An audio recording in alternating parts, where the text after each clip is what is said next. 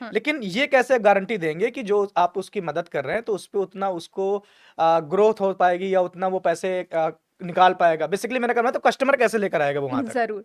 अब जब हमने इनका एक इकोसिस्टम बनाया, इसके बाद में आता है इम्प्लीमेंटेशन। ओके, तो यहाँ पे हम सोशल मीडिया के ऊपर में एड्स लगाते हैं। ओके। अब यहाँ पे जो आपने सबसे पहला जो पॉइंट दिया था ओपनिंग पे, बूस्टिंग करना। हुँ, अधिकांश लोग जो है वो क्या करते हैं कि हम अपने पेज के इस पर्टिकुलर वीडियो को बूस्ट करेंगे तो मेरी रीच बहुत बनेगी हुँ। और उस रीच से मेरे को क्लाइंट्स आएंगे। To be very honest, this is not the right way. आप सिर्फ और सिर्फ अपने पैसे बर्बाद करेंगे। ओके। अब यहाँ पे बूस्टिंग अलग होती है और एड अलग होती है। हुँ, अगर आप बूस्ट कर रहे हैं वो जाती है जनरल ऑडियंस के ऊपर में, हुँ। जिसने आप रेगुलर वीडियोस वगैरह देख रहे हैं, सोशल मीडिया दे रहे हैं, अचानक से वो पॉपअप हो जाएगी ओपन ऑडियंस के ऊपर में। मानो आपने उसको नीश के अंदर भी आपने टारगेटिंग डाली है, तब भी वो आपके वैल्यूएबल क्लाइंट्स में कन्वर्ट नहीं होंगे। जिसको ज़रूरत नहीं उसके पास भी जा रही तो आपको तो राइट, कोई राइट। यूज़ में नहीं है, राइट। अब इसका ये समझते हैं कि मान के चलिए मेरे पास 100 लीड्स आ गई। अब उन 100 लीड्स में टर्न अप होगा सिर्फ 1 या 2, वो भी हुँ, बात करने के लिए, बिल्कुल सही बात है। कन्वर्शन पे नहीं। हुँ, तो जब हम प्रॉपर एड लगाते हैं तो एड की स्क्रिप्ट जो है वो एक फॉर्मूले के तहत होती है। हुँ। यानी कि जब हम एड्स लगाते हैं, मेटा जो है, फेसबुक जो है ना पर्टिकुलरली, सामने से कुछ और दिखता है, पीछे से बहुत अलग है। अच्छा, फेसबुक जो है, जो आप समझते हैं कि वहां पे घंटों घंटों वीडियोस देख रहे हैं, वो टोटली डिफरेंट है।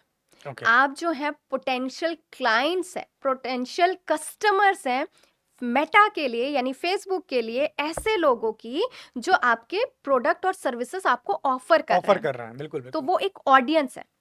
तो जब हम अपने ऐड के थ्रू जाते हैं तो वहाँ पे पर्टिकुलर पहली बात तो हमको वहाँ पे एक बिजनेस मैनेजर सेटअप करना हुँ, होता है। हुँ, हुँ। वो बिजनेस मैनेजर जब हम सेटअप करते हैं, सेटअप करने के बाद में हमको वो अथॉरिटी देता है एक एड्स मैनेजर की। ओके। अब बिजनेस मैनेजर सेटअप करना भी इजी नहीं है, तो हुँ, मैं दर्शकों को यही सुझाव दूंगी, never ever go solely on that area जिसकी आपको जानकारी नहीं है।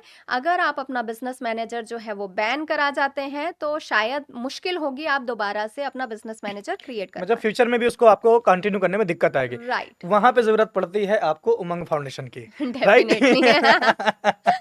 कि क्यों? आप इनके माध्यम से जो देखो बिल्कुल सिंपल सी बात है भाई, देखो इंजेक्शन खरीद के तो लगा तो डॉक्टर भी रहा है ना, लेकिन राइट। उसका प्रैक्टिस है तो वो सही से लगाएगा। करेक्ट। आपको भी लग रहा है सुई में तो भर के लगा रहा है, लेकिन करेक्ट। आप लगाओगे तो गलत लग जाएगा और उसका इफ़ेक्ट करेक्ट। आपके साथ गलत हो सकता है। करेक्ट।